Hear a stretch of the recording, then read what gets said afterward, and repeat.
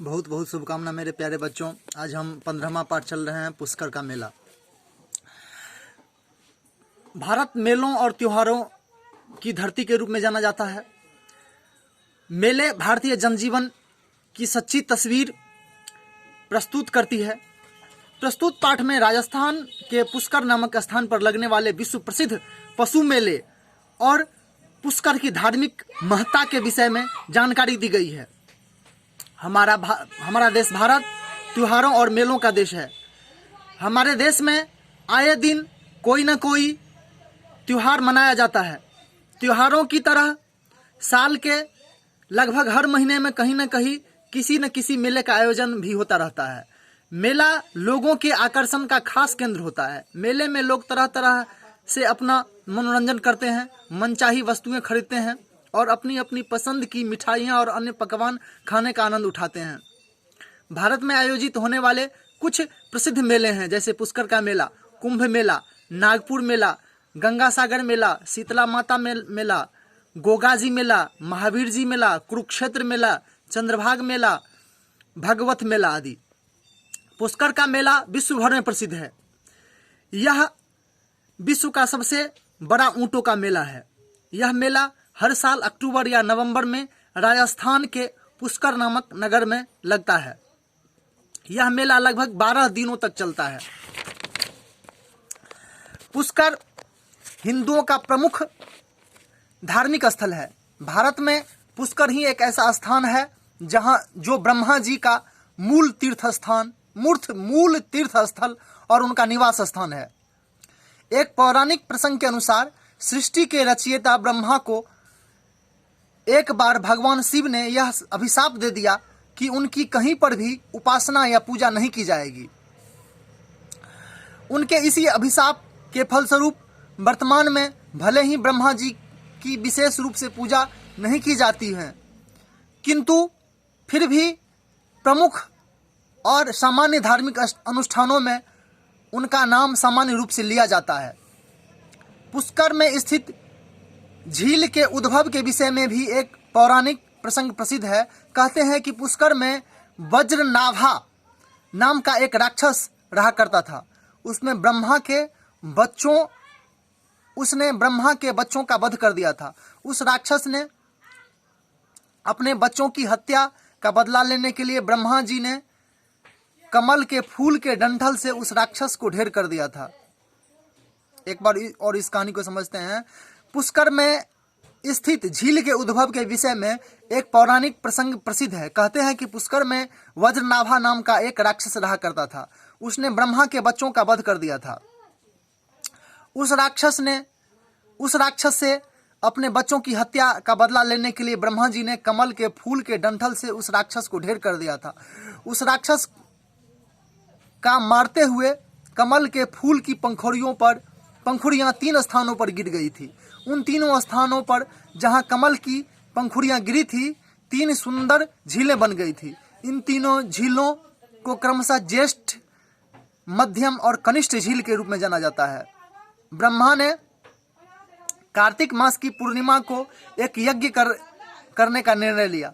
उन्होंने सभी देवताओं और संत महात्माओं को उस यज्ञ में शामिल होने के लिए सहर्ष आमंत्रित किया। सभी पूजा करने के लिए तैयार थे, किंतु उसी समय ब्रह्मा की पुत्री सावित्री रहस्यमयी ढंग से गायब हो गई। उनके एकाएक गायब हो जाने पर ब्रह्मा बड़े दुखी हुए और उन्हें समय पर उपस्थित करने की बड़ी कोशिश की, परंतु वह सही समय पर उपस्थित न हो सकी, क्योंकि कोई भी धार्मिक अनुष्ठान पत्नी के बिना संपन्न नहीं हो सकता था। इसलिए अपनी पत्नी की उपस्थिति में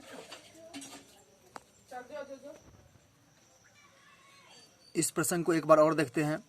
ब्रह्मा ने कार्तिक मास की पूर्णिमा को एक यज्ञ करने का निर्णय लिया। उन्होंने सभी देवताओं और संत महात्माओं को यज्ञ में शामिल होने के लिए सहर्ष आमंत्रित किया।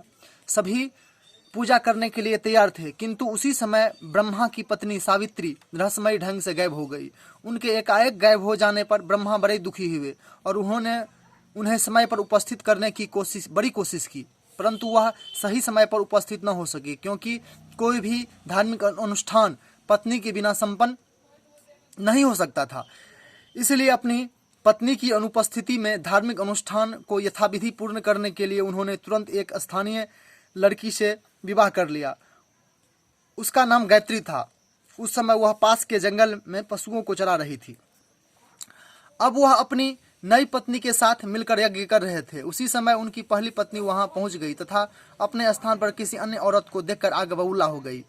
उन्होंने वहां उपस्थित सभी देवताओं और साधुओं को अभिशाप दिया और पर्वत के शिखर पर बने मंदिर में चली गई। ऐसा माना जाता है कि वह तब से आज तक भी उस मंदिर से बाहर नहीं आई। उनके दिए अभिशाप से मुक्त होने के लिए ब्रह्मा ने तुरंत श्राप मोहिनी नामक एक देवी का सृजन किया और वहां उपस्थित सभी देवताओं और महात्माओं को उनके दर्शन के लिए कहा। इस प्रकार सभी देवता और महात्मा भी सावित्री के अभिशाप में मुक्त हो गए।